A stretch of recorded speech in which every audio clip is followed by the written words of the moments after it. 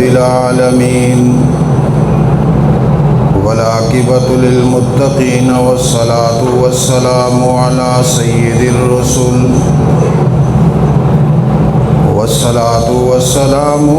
سيد الرسل وخاتم النبيين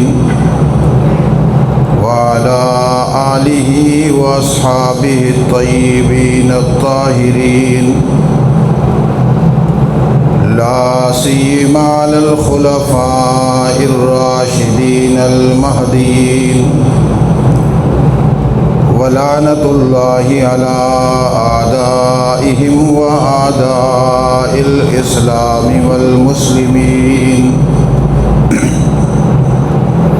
أما بعد، أعوذ بالله من الشيطان الرجيم. بسم الله الرحمن الرحيم.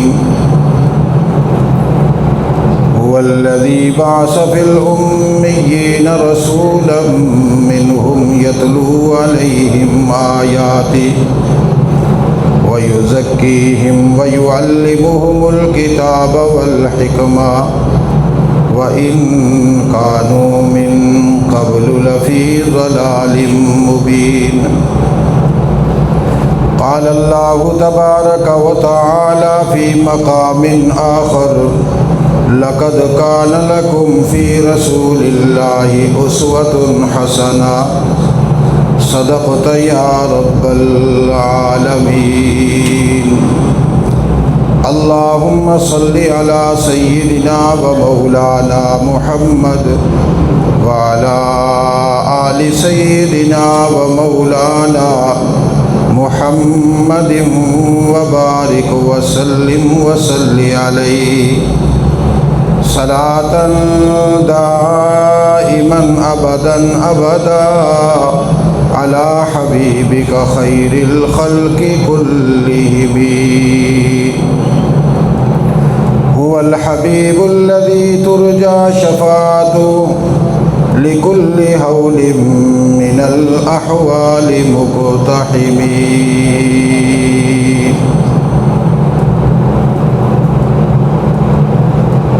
تلاوت کردہ قرآن حکیم کا وہ حصہ جو اللہ کے رسول صلی اللہ علیہ وسلم کی حیات طیبہ کے ساتھ تعلق رکھتا ہے اور اس کی بنیاد اور اساس ہے، اسی کے ضمن میں آپ حضرات کے سامنے تدریجاً اللہ کے رسول صلی اللہ علیہ وسلم کی سیرت طیبہ کو بیان کیا جا رہا ہے۔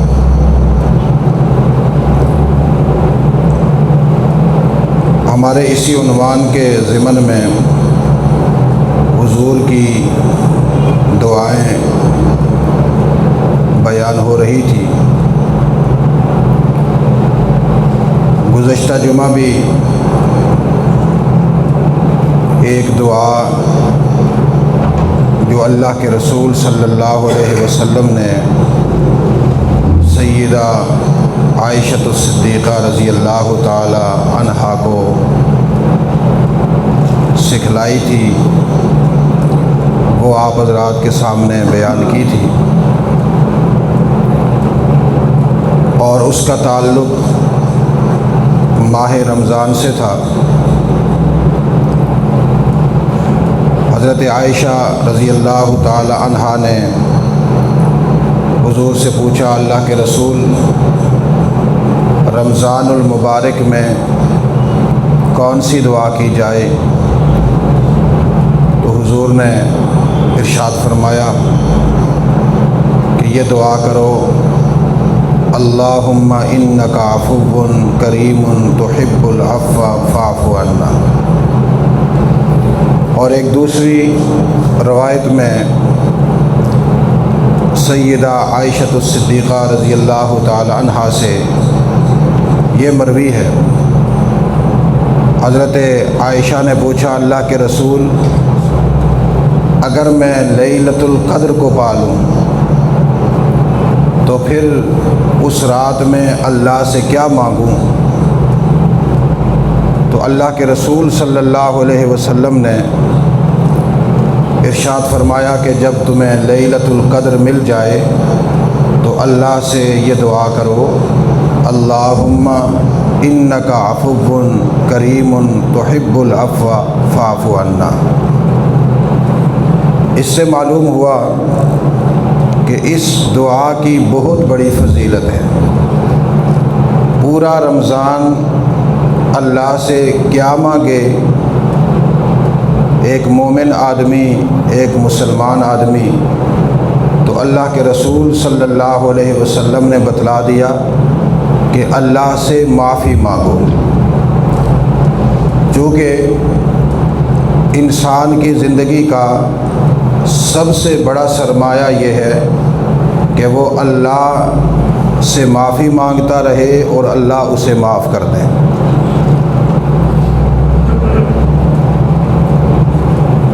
اور یہ سب سے کامیاب ترین مرحلہ ہے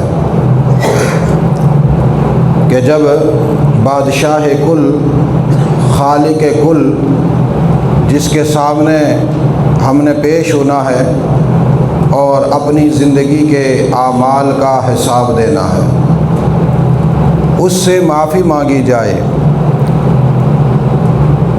اے میرے اللہ، ہمیں کوئی پتہ نہیں ہم نے کون سے گناہ کیے، کتنے گناہ کیے، جان بوجھ کر کیے، انجانے میں کیے، دن کے اجالے میں کیے، رات کی تاریکی میں کیے، شمار سے باہر ہیں، لیکن تیرے دربار میں عرض کر رہے ہیں انک عفو، تو معاف کرنے والا ہے، تیرا نام ہے عفو، تیرا کام ہے عفو، تجھے پسند ہے عفو، تو معاف کرنا بھی پسند کرتا ہے اور تیرا نام بھی ہے عفو۔ جب تو معاف کرنے والا ہے اور معافی کو پسند کرتا ہے تو ہم تیرے اس رحمت کے مہینے میں جو تو نے سراپائے رحمت بنا کر بھیجا، تجھ سے یہی دعا کرتے ہیں کہ اللہ ہمیں معاف فرما۔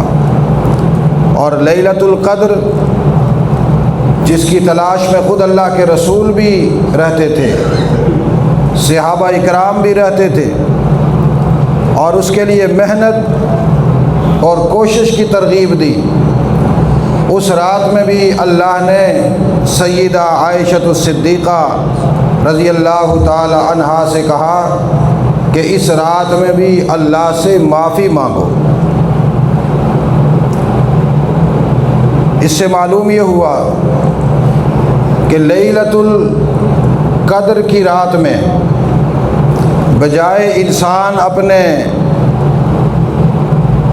نوافل کو بڑھانے کے، بجائے اس کے کہ وہ اپنی حاجات اور تمنائیں اللہ کے سامنے رکھے، صرف ایک ہی بات اللہ کے سامنے رکھے، اے اللہ تو ہمیں معاف فرما دے۔ اور جیسا کہ میں نے آپ حضرات کے سامنے ابھی عرض کیا کہ انسان کی زندگی کا سب سے قیمتی اثاثہ یہ ہے کہ انسان اللہ سے معافی مانگے اور اللہ اسے معاف فرما دے۔ بظاہر یہ معافی مانگنا یہ کوئی اتنی خاص چیز نظر نہیں آتی، چونکہ ہمارے سامنے بڑی بڑی حاجات ہوتی ہیں، بڑی بڑی خواہشات ہوتی ہیں، تمنائیں ہوتی ہیں، ہماری نظر ان پہ ہوتی ہے، لیکن اللہ کی نظر اپنے بندے کے لیے اس بات پہ ہوتی ہے کہ یہ اپنی خطاؤں پہ شرمندہ ہو کر میرے سامنے آ جائے۔ جب یہ اپنی خطاؤں پہ شرمندہ ہوگا اور مجھے کہے گا کہ اے اللہ مجھے معاف فرما، تو میں اسے معاف کر دوں گا۔ اس سے یہ بات بھی ثابت ہوئی کہ اللہ نے ماہ رمضان دیا تو وہ بھی مجھے اور آپ کو معاف کرنے کے لیے، ہمیں روزہ رکھنے کا پابند بنایا تو وہ بھی مجھے اور آپ کو معاف کرنے کے لیے، ہمیں رات کا قیام تراویح کی صورت میں دیا تو وہ بھی مجھے اور آپ کو معاف کرنے کے لیے، ہمیں قرآن پاک کی تلاوت کا اور اس کے مطالعہ کا حکم دیا، یہ بھی ہمیں معاف کرنے کے لیے، ہمیں نماز تراویح میں قرآن سننے کا حکم دیا، وہ بھی ہمیں معاف کرنے کے لیے، لیلۃ القدر کو تلاش کر کے اللہ کی عبادت کرنے کی جو ترغیب دی ہے وہ بھی مجھے اور آپ کو معاف کرنے کے لیے۔ اللہ کی منشا یہی ہے اور اللہ کی چاہت یہی ہے کہ میں اپنے ان گناہگار بندوں کو معاف کر دوں، کل جب مجھ سے ملاقات کے لیے آئیں تو ان کے دامن میں کوئی بھی گناہ نہ ہو۔ اللہ کی تمنا تو یہی ہے، لیکن مسلمان بیچارہ نہ تو اس کے دل میں یہ فکر پیدا ہوتی ہے، تمنا پیدا ہوتی ہے، نہ دماغ میں یہ فکر پیدا ہوتی ہے، نہ ہی کوئی اس کی خواہش ہوتی ہے کہ میں اللہ سے معافی مانگوں اور اللہ مجھے معاف کرے۔ اسی لیے جب کبھی کوئی پوچھتا ہے کہ ہمیں کوئی قیمتی دعا بتلائیں جو ہم اللہ سے مانگیں، اور اگر اسے بتلایا جائے کہ اللہ سے معافی مانگو، کہتا وہ تو ہے ٹھیک ہے، کوئی خاص دعا بتلائیں۔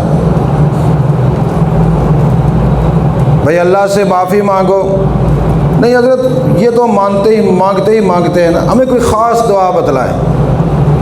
حضور علیہ السلام نے فرمایا اس سے بڑھ کر اور کون سی خاص دعا ہے؟ لیلۃ القدر ہو اور عائشہ تو اللہ سے یہ دعا کر، اے اللہ تو ہمیں معاف فرما دے، اے اللہ تو ہمیں معاف فرما دے، اے اللہ تو ہمیں معاف فرما دے۔ اس معافی کے پیچھے اللہ کی رضا ہے، معافی کے پیچھے اللہ کی رضا ہے۔ جب ہم اللہ سے معافی مانگیں گے اللہ معاف کرے گا، اللہ کی ناراضگی ختم ہوگی، اللہ ہم سے راضی ہوگا۔ اللہ سے صلح نامے کا بہترین ذریعہ ہے کہ اللہ سے ہماری صلح ہو جائے اور اللہ ہمیں معاف کر دیں۔ ظاہر ہے جب اللہ معاف کریں گے تو پھر بخشش کے بھی فیصلے فرمائیں گے۔ اس لیے میرے عزیز دوستو، اس دعا کو یاد کر لو، یہ ماہ رمضان میں بھی ہو، لیلۃ القدر میں بھی ہو اور عام زندگی میں بھی ہو، عام زندگی میں۔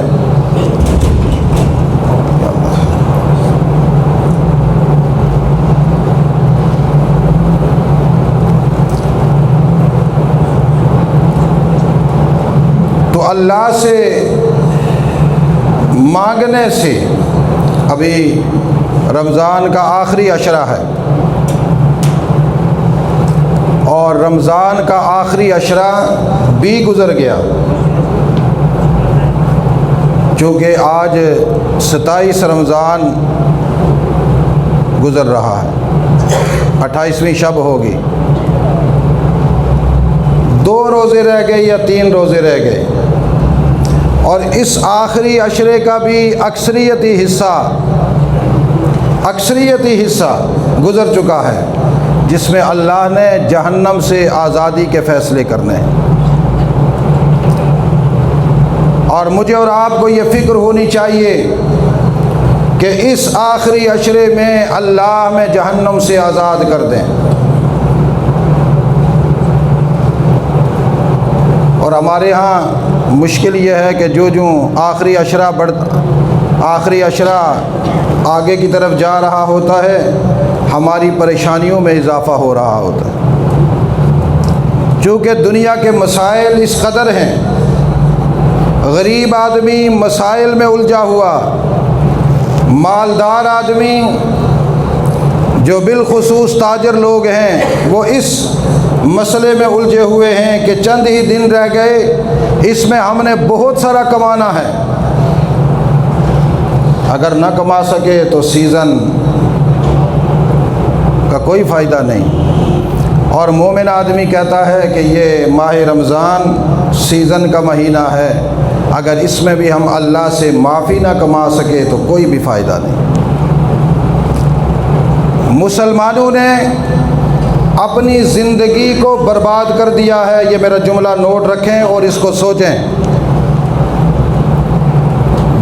جس مقام پر اللہ کے رسول نے ترغیب دی کہ اللہ سے تعلق جوڑو، اللہ سے رابطہ قائم کرو اور یہ اوقات تمہارے اللہ کے لیے ہونے چاہیے، مسلمانوں نے اس کو دنیا کے فائدوں کے لیے مصروف کر دیا۔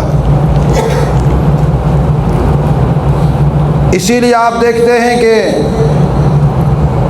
ماہ رمضان میں راتوں کو مسلمان اللہ کے گھر میں یا مصلی پر اللہ کی عبادت میں مشغول ہونے چاہیے، لیکن سارا دن دکانیں بند، پوری رات دکانیں کھلی رہتی ہیں۔ اور پھر فلسفہ یہ ہوتا ہے کہ روزہ رکھ کر کون کام کر سکتا ہے، رات کو ہی تو کام کرنا ہوتا ہے۔ حالانکہ رمضان کی راتوں کا کام کیا ہے؟ اللہ کی عبادت کرنا، اور بالخصوص آخری عشرہ میں پوری رات اللہ کے سامنے جاگنا۔ ایک تو ہم نے خود اپنے آپ کو مصروف کر رکھا ہے، دوسرا یہودی فکر ہمیں اس بات کی طرف لے کر جا رہی ہے کہ رمضان کی راتوں میں اللہ سے رابطہ نہ قائم ہو۔ مثال کے طور پر ذرا اس بات کو سمجھیے گا، آج کل کے چونکہ دوسروں کی جو فکر ہے وہ جلدی پہنچ جاتی ہے۔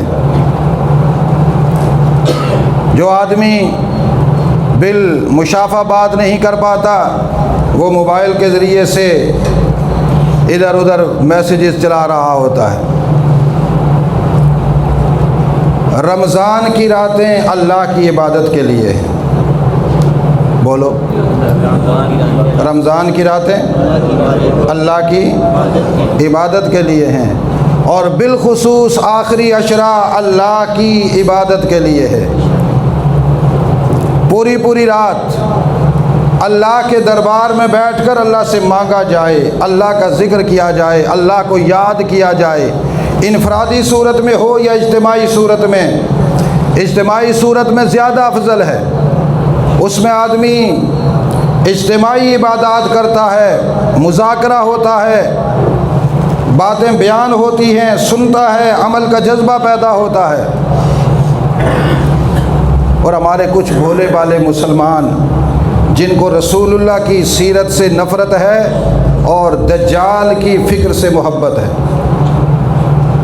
وہ آج کل مسلمانوں کو سبق سکھلاتے ہیں کہ دیکھیے رمضان المبارک کی راتیں ہیں، آخری عشرہ ہوتا ہے، اس میں ختم قرآن کی تقاریب ہوتی ہیں، علماء اکرام سے گزارش ہے کہ وہ ختم قرآن کی تقریبیں مختصر کیا کریں،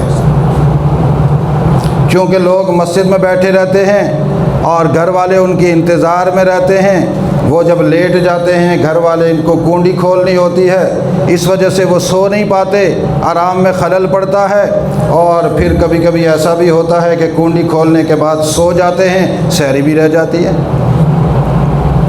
لہٰذا علماء اکرام سے گزارش ہے کہ ختم قرآن کی تقریبیں مختصر کریں، یہ میرے مسلمان کہتے ہیں۔ اسی لیے آپ نے دیکھا ہوگا کہ ختم قرآن کی تقریب ہو، بہت سارے اپنی نمازوں پر غرور کرنے والے مصلی میں نماز پڑھنے والے کو عربی میں کہتے ہیں، نماز پڑھنے والے مصلی، وہ دوسرا مصلی نہ سمجھنا۔ ختم قرآن کی تقریب ہو اور 5-10 منٹ دیکھتے ہیں تو پھر پیچھے سے خارج کرتے کرتے نکل جاتے ہیں، ادھر تو بڑی دیر ہے، ہم جا رہے ہیں۔ خدا کہتا ہے تجھ پر میری لعنت ہو، میرے گھر میں بیٹھے ہوئے جو تجھے تکلیف ہوتی ہے، دفع ہو جا، جا کر سو جا۔ یہ تو میرے گھر میں قرآن کے ختم کی تقریب ہو رہی تھی، میرے ملائکہ نے جن کو پسند کیا میری رحمت کے آغوش میں لے لیا ہے، جو میری لعنت کے مستحق ہوئے وہ دربار سے نکل گئے۔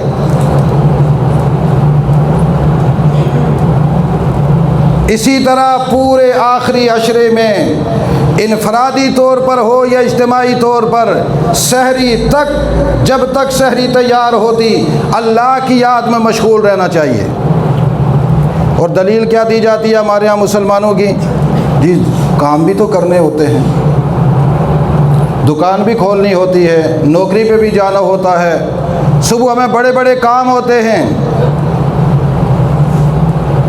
اللہ نے یہ ماہ رمضان اپنے لیے نہیں ہمارے لیے بنایا ہے۔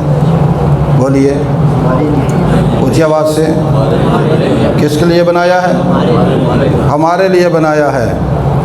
اگر تم 4 دن 10 دن 15 دن ماہ رمضان میں اپنے کاروبار کو وسعت دینے کے لیے جاگ سکتے ہو کہ ہم نے سیزن لگانا ہے اور مشقت اٹھاتے ہو، سوتے نہیں ہو، ادھر سے دکان بند کی، سحری کھائی، پھر جا کر دکان کھول لی، کارخانہ کھول لیا، وہ سارے کام کر سکتے ہو، تو اللہ نے جو بخشش کے فیصلے کرنے ہیں، معافی کے فیصلے کرنے ہیں، اس کے لیے عبادت کا دروازہ کیوں نہیں کھول سکتے؟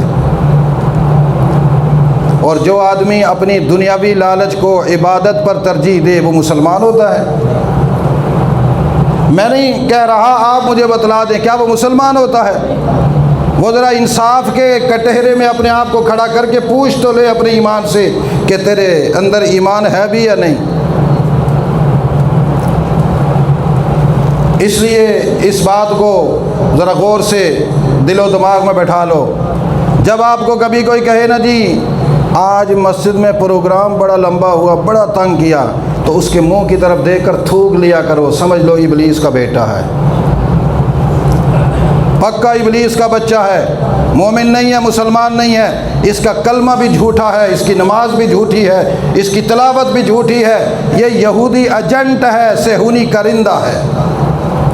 اور اگر وہ پوری رات عبادت کو فرحت و سرور محسوس کرتا ہے، اے اللہ تیرے در میں اس لیے بیٹھا ہوں کہ تو مجھے معاف کر دے، تو اس کی نسبت محمد الرسول اللہ کے ساتھ ہے، صحابہ اکرام کے ساتھ۔ اس لیے یہ آخری جو 2-3 دن رہ گئے، اس میں خوب اللہ سے مانگو، خوب مانگو اللہ سے، پوری رات جاگنے کی کوشش کرو، کوئی مسئلہ نہیں ہے، دن کے کچھ لمحات سو جایا کرو، افطاری کر کے کچھ تھوڑی دیر سو جایا کرو، اس کے بعد اٹھو، پوری رات لگ جاؤ اللہ سے۔ اسی لیے اللہ کے رسول صلی اللہ علیہ وسلم نے ارشاد فرمایا کہ جہاں تم اللہ سے بخشش اور معافی کی دعا کرو، وہاں جہنم سے آزادی کی بھی دعا مانگو۔ کون سی دعا؟ اونچی آواز سے اور اونچی آواز سے، جہنم سے آزادی کی۔ حضور علیہ السلام نے ہمیں سبق سکھلایا کہ یہ دعا کرو اللہ سے، اللہم اجرنا من النار،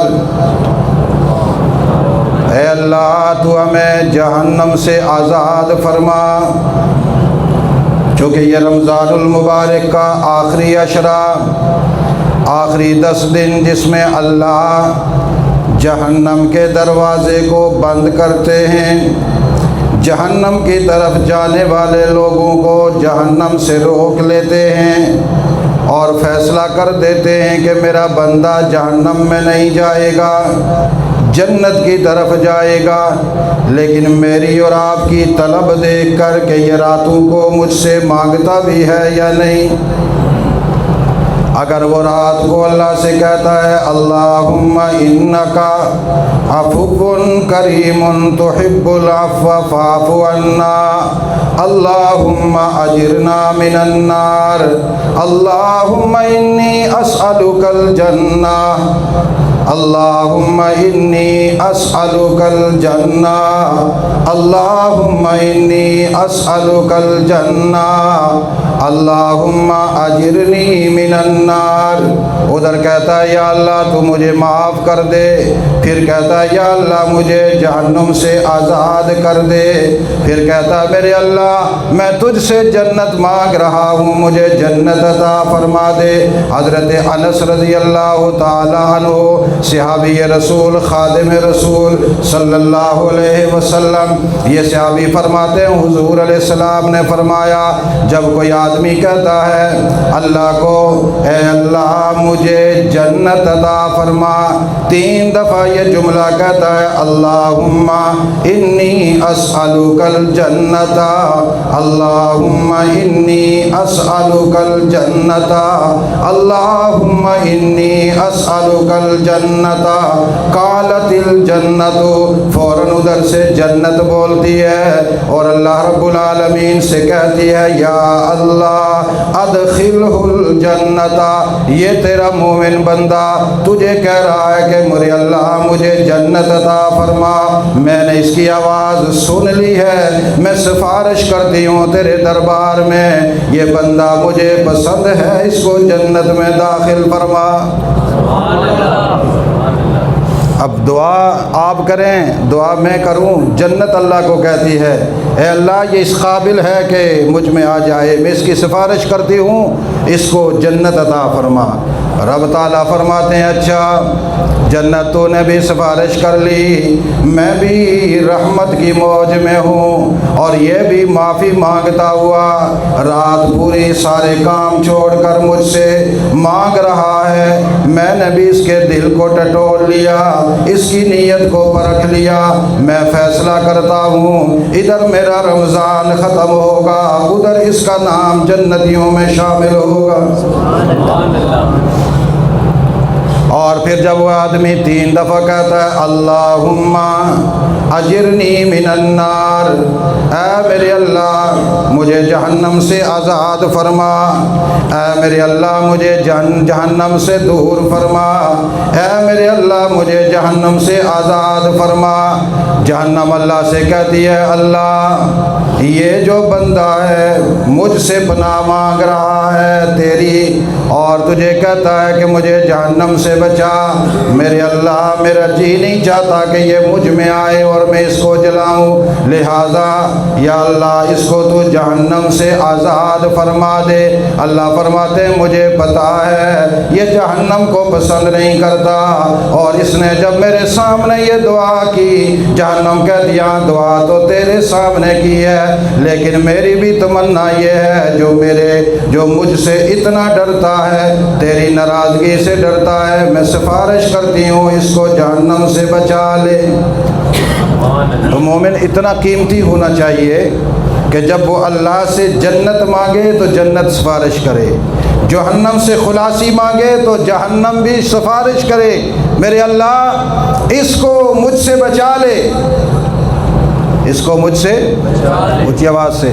اور یہ دعا جو اللہم اجرنی من النار، یہ دعا صرف ماہ رمضان کے ساتھ خاص نہیں، اللہم انکا عفو کریم تحب العفو فاعف عنا، یہ صرف رمضان کے ساتھ خاص نہیں، رمضان میں تو یہ کثرت سے کی جاتی ہے، لیکن عام حالات میں بھی انسانوں کو اور مسلمانوں کو چاہیے اللہ سے معافی مانگتے رہیں اور جہنم سے آزادی مانگتے رہیں۔ حضرت مسلم بن حارث التمیمی رضی اللہ تعالیٰ عنہ فرماتے ہیں اللہ کے رسول صلی اللہ علیہ وسلم نے ارشاد فرمایا کہ اے میرے صحابہ کرام امت کو بھی یہ تعلیم کر دو اور آپ بھی یہ سن لو، جب کوئی آدمی فجر کی نماز پڑھنے کے بعد 7 مرتبہ یہ جملہ کہتا ہے اللہم اجرنی من النار، اللہم اجرنی من النار، اللہم اجرنی من النار، اللہم اجرنی من النار، اللہم اجرنی من النار، اللہم اجرنی من النار، اللہم اجرنی من النار، 7 دفعہ یہ جملہ کہتا ہے اور دعا کرنے کے بعد اپنے دنیا کے کاموں میں مشغول ہو جاتا ہے۔ رات ہونے سے پہلے اگر اس دن میں اس کو موت آ گئی، رب تعالیٰ اس کو جہنم سے آزاد فرما دیں گے۔ 7 مرتبہ یہ دعا ایمان سے پڑھ لی، مر گیا دن میں تو جہنم میں نہیں جائے گا، کہاں جائے گا؟ یہ بات سے۔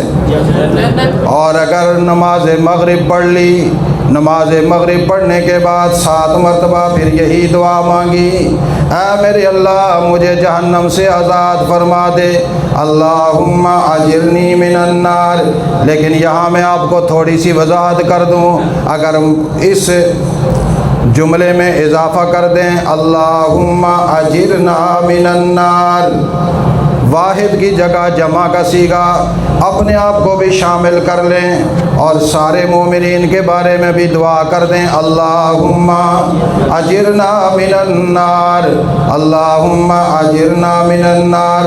حضور نے فرمایا دعا پڑھنے والے ذرا سن میں محمد کی زبان سے، اگر تو مر گیا اس رات میں فجر ہونے سے پہلے اللہ تیری قسمت میں جہنم کی خلاصی لکھ دے گا۔ کوئی مشکل کام ہے؟ بولیے کتنی دفعہ پڑھنی ہے؟ اس کو یاد کر لو، روزانہ پڑھو، لیکن پڑھے گا تو وہی نا جو نماز فجر پڑھے گا، پڑھے گا تو وہی جو نماز مغرب پڑھے گا۔ اے اللہ مجھے اور پوری امت مسلمہ کو جہنم سے آزاد فرما دے۔ اور آپ کو پتہ ہے جہنم ہے کیا؟ جہنم ہے کیا؟ جس سے اللہ کے رسول نے پناہ مانگنے کی ترغیب دی ہے اور یہ بشارت سنائی ہے کہ آج آخری عشرے میں مومن آدمی جب رمضان کی قدر کرتا ہے اور اس کا اہتمام اور احترام کرتا ہے، اس کو جہنم سے آزاد کر دیا جاتا ہے۔ جہنم کا تصور قرآن نے جو پیش کیا، جو تعارف کروایا، اس میں بنیادی قانون یہ ہے کہ وقودها الناس والحجارہ اعدت للکافرین۔ وقودها الناس والحجارہ، جہنم آگ کی بھٹی کا نام ہے، اور اس آگ کی بھٹی میں جہنم کی آگ جب جلے گی وہ لکڑیوں سے نہیں جلے گی، انسانی جسم سے جلے گی اور پتھروں سے جلے گی۔ کس سے جلے گی؟ وقودها الناس والحجارہ۔ اللہ تعالیٰ لوگوں کو جہنم میں ڈالیں گے، پتھروں کو جہنم میں ڈالیں گے، انسانی جسم جلیں گے، پتھر جلیں گے۔ پتھروں کی تپش بھی ایک اپنی تپش ہوتی ہے، یہ دو چیزیں جہنم میں جلیں گی۔ جہنم اپنے شعلے بڑکائے گی۔ قرآن پاک کہتا ہے ان جہنم کانت مرصادا للطاغین مآبا لابثین فیہا احقابا لا یذوقون فیہا بردا ولا شرابا الا حمیما وغساقا جزاء وفاقا۔ اللہ تعالیٰ کہتے ہیں یاد رکھو ان جہنم کانت مرصادا، تم چل رہے ہو بڑے امن کے ساتھ، جہنم تمہاری گھات لگائے بیٹھی ہے۔ جیسے ایک دشمن کسی پر حملہ آور ہونے کے لیے گھات لگا کر بیٹھتا ہے، جہنم بھی تمہارے اوپر گھات لگائے بیٹھی ہے، دیکھ رہی ہے کون ہے وہ نافرمان جو اللہ کا باغی ہے، اللہ کے رسول کا باغی ہے، میں فوراً لپک کر اس پر حملہ کر دوں۔ یہ جہنم تم پر اچانک حملہ کر دیتی ہے یا کر دے گی۔ ان جہنم کانت مرصادا للطاغین مآبا، یاد رکھیے جہنم ان پر حملہ کرے گی جو طاغی ہوں گے۔ طاغی کون ہوتا ہے؟ جو متقی نہیں ہوتا۔ طاغی وہ ہوتا ہے جو مطیع و فرما بردار نہیں ہوتا۔ جس نے بھی اللہ کی نافرمانی کی، اللہ کے رسول کی نافرمانی کی، یہ طاغین کی جماعت کا فرد بن گیا۔ للطاغین مآبا لابثین فیہا احقابا، یا اللہ یہ نافرمان کتنا عرصہ جہنم میں رہیں گے؟ فرمایا عرصے کی بات نہ پوچھو، احقابا، احقاب کا معنی ہوتا ہے یہ حقب کی جمع ہے، اور حقب کہتے ہیں زمانے کو۔ احقابا، جس طریقے سے احقابا جمع ختم نہیں ہوگی، زمانے ختم نہیں ہوں گے، ابد الآباد تک یہ جہنم میں رہے گا۔ لا یذوقون فیہا بردا ولا شرابا، اچھا جہنم میں زیادہ رہے گا، کیا وہاں اس کو ملے گا کیا؟ لا یذوقون فیہا بردا ولا شرابا، اس میں نہ لسی ملے گی، نہ گولا گنڈا ملے گا، نہ برف والا پانی ملے گا، نہ کولر والا پانی ملے گا، نہ وہاں تمہیں نہ کوئی فروٹ ملے گا، نہ وہاں تمہیں چاٹ ملے گا، نہ دہی بلے ملیں گے، نہ کوئی اور چیز ملے گی۔ کیا ملے گا؟ لا یذوقون فیہا بردم ولا شرابا الا حمیما وغساقا۔ جہنم میں جب بھی جہنمی کو کچھ ملے گا اس کی طلب پر تو کھولتا ہوا پانی ملے گا، یا جہنم میں جلنے والے جہنمیوں کے جسم کی پیپ ملے گی۔ یہ قرآن ہے۔ کیا ہے یہ؟ اونچی آواز سے یہ کیا ہے؟ حمیما وغساقا جزاء وفاقا۔ کوئی کہہ سکتا ہے نا اللہ ظلم کر رہے ہیں، گرم پانی دے رہے ہیں، پیپ دے رہے ہیں، گندے جسموں سے گندی نکلنے والی پیپ۔ اللہ نے فرمایا یہ میں نہیں دے رہا، یہ تم نے خود طلب کی ہے۔ جزاء وفاقا، میں نے پہلے تمہیں کہا تھا کہ میں بدلہ پورا پورا دوں گا، پہلے اپنے کردار پہ تو نظر ڈالو نا، تمہارا کردار کیسا ہے؟ اگر میری مہمان نوازی اس کے موافق نہ ہو تو کہنا جیسی کرنی ویسے بھرنی، جیسے تم نے کیا میں نے تو تمہیں ویسے دے دیا۔ اگر تم میرے بن کر رہتے تو جنت کے محلات میں ہوتے، جنت کے مزے لوٹتے، جنت میں میری رحمت کی آغوش میں ہوتے، تم تو طاغی بن گئے تھے، نافرمان بن گئے تھے۔ لہذا جزاء وفاقا، جزاء وفاقا، جزاء وفاقا۔ آج جو بھی تمہیں مل رہا ہے یہ پورا پورا مل رہا ہے، یہ انصاف کے تقاضے ہیں۔ تو پھر ہمیں اللہ سے جہنم سے آزادی کی دعا مانگنی چاہیے یا نہیں مانگنی چاہیے؟ اونچی آواز سے مانگنی چاہیے۔ ماہ رمضان جہنم سے آزادی کا مہینہ ہے، اس مہینے میں آخری عشرے میں اللہ سے جہنم کی آزادی طلب کرنی چاہیے، اللہ سے مانگنی چاہیے، اتنی محنت کرنی چاہیے کہ ماہ رمضان کے اختتام کے ساتھ ہمارا نام جہنمیوں کی لسٹ سے نکل کر جنتیوں کی لسٹ میں آ جائے۔ کون ہے جو محنت کرے گا؟ میں رات کو بھی ایک جگہ پروگرام پہ گیا، وہاں ایک مسجد میں ہم نے نماز پڑھی تو چند نوجوان میں نے دیکھے خوب اللہ کی عبادت میں لگے ہوئے تھے تین چار ہی تھے نوجوان۔ تو میں ان کو دیکھ کر دل خوش ہوا کہ اللہ نے ان کو یہ سعادت دی ہے کہ 27ویں شب میں اللہ کے سامنے رو رو کر دعا کر رہے ہیں۔ لیکن یہ بھی یاد رکھیے میرے عزیز دوستو، صرف 27ویں شب کو ہی اپنی عبادت کے لیے مخصوص نہ کرو، یہ پورا مہینہ اللہ کی عبادت کا ہے، اور بالخصوص پورا آخری عشرہ اللہ کو راضی کرنے کا۔ کتنی راتیں رہ گئی؟ 2 یا اس میں محنت کریں گے؟ سب کریں گے؟ ہاں، اس میں اتنی محنت کریں اور یہ دعا پڑھیں، اللہ سے مانگیں۔ اگر عربی میں یاد ہونی کسی کے لیے مشکل ہے، ویسے آپ کے لیے کوئی مشکل نہیں ہے، یاد کر سکتے ہیں، تو اردو میں بھی اللہ سے کہتے رہیں، اپنی زبان میں کہیں یا اللہ مجھے معاف فرما دے، یا اللہ مجھے معاف فرما دے، یا اللہ مجھے جنت عطا فرما دے، یا اللہ جہنم سے آزادی عطا فرما دے۔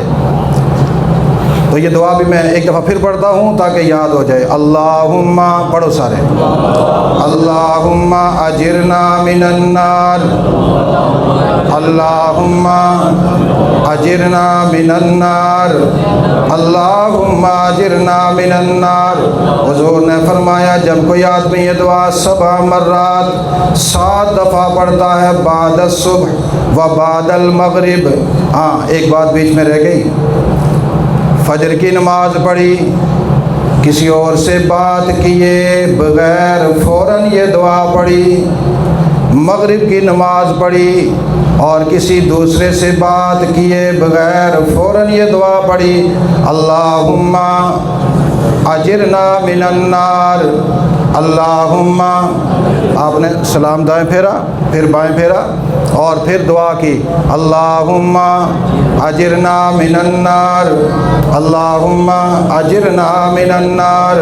فرشتے بھاگتے ہوئے جاتے ہیں اللہ سے، کہتے ہیں اللہ اس نے نماز ختم کی، بائیں طرف جو ہی سلام پھیرا تو کہتا ہے اللہم اجرنا من النار۔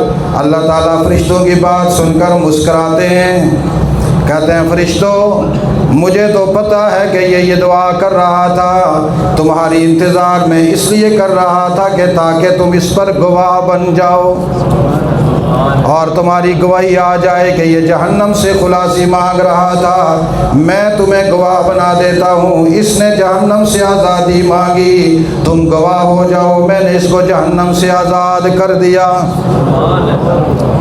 تو یہ دعا ہمیشہ یاد رکھو، کرو گے اللہ سے معافی مانگو گے۔ اب آخری بات، ہمیشہ طاغی نہ بننا۔ طاغی، طاغین کی جمع طاغی، طاغی کہتے ہیں سرکش کو۔ کس کو؟ اونچی آواز سے، کس کو؟ سرکش کو۔ سرکش وہ ہوتا ہے جو اللہ کے رسول کی بات نہیں مانتا، اس میں حجتیں تلاش کرتا ہے، ہیلے بہانے تلاش کرتا ہے، چونکہ اصل میں دیکھیں نا ہم وہ یہ چونکہ چنانچہ لہٰذا لیکن بس آپ کو پتہ ہے ہم کمزور ہیں، آپ چونکہ بزرگ لوگ ہیں، ہم تو ماں بس کیا کریں اسی دنیا میں رہتے ہیں، اثر پڑ جاتا ہے۔ یہ ساری باتیں طاغیوں کی ہیں۔ یہ ساری باتیں کس کی ہیں؟ اونچی آواز سے، کس کی ہیں؟ سرکشوں کی ہیں۔ یہ سب باتیں سرکش کرتے ہیں، ہیلے بہانے کرتے ہیں اپنے آپ کو بچانے کے لیے۔ ایک آدمی جو ایک سنت رسول اللہ کی ترک کرتا ہے، اللہ کی لعنت اس پر برستی ہے۔ ایک سنت، کتنی؟ اونچی آواز سے، ایک سنت جو ترک کرتا ہے، ایک سنت ترک کرنے کی وجہ سے اللہ کے رسول نے فرمایا وہ لعنت کا مستحق ہے، خدا کی رحمت اس پہ نہیں آتی۔ کیا آتی ہے؟ لعنت۔ اس لیے جب اللہ سے جہنم سے خلاصی مانگو تو پہلے چیک کر لو کہ ہم سنت محمد رسول اللہ کے پابند ہیں یا اس کے باغی ہیں۔ ادھر سنت کا باغی ہو اور ادھر معافی مانگے، دعا قبول نہیں ہوتی۔ متقی بن کر دعا مانگنی ہے۔ کیا بن کر؟ اونچی آواز سے، کیا؟ ہاں، متقی بن کر کے اے اللہ ہم نے بظاہر اپنی کوشش کر لی، ہم سے کوئی کوتاہی نہ ہو، جو ہو گئی یا اللہ تو معاف فرما۔ جا کر وہ اس میں دیکھیں نا، ٹائم نوٹ کریں ذرا، وہ سورج کتنے بجے چڑھتا ہے، پیر کو یا منگل کو کتنے بجے ہوگا؟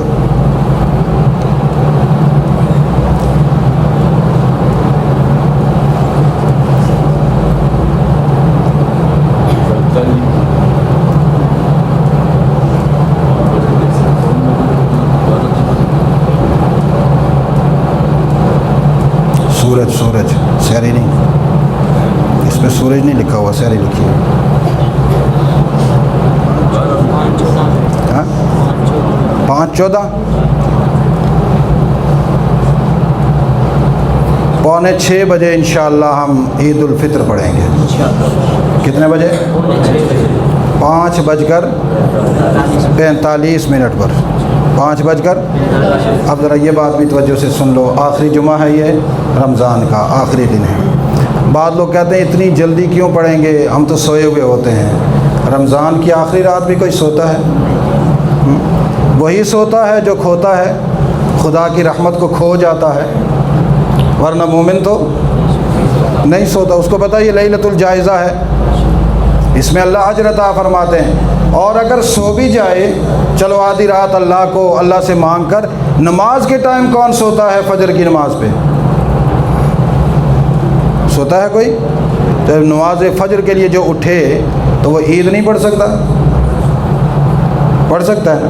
لہٰذا پہلی بات یہ ہے کہ لیلۃ الجائزہ میں رات کو نہ سوئیں، تھوڑی دیر آرام کر کے اللہ سے مانگیں۔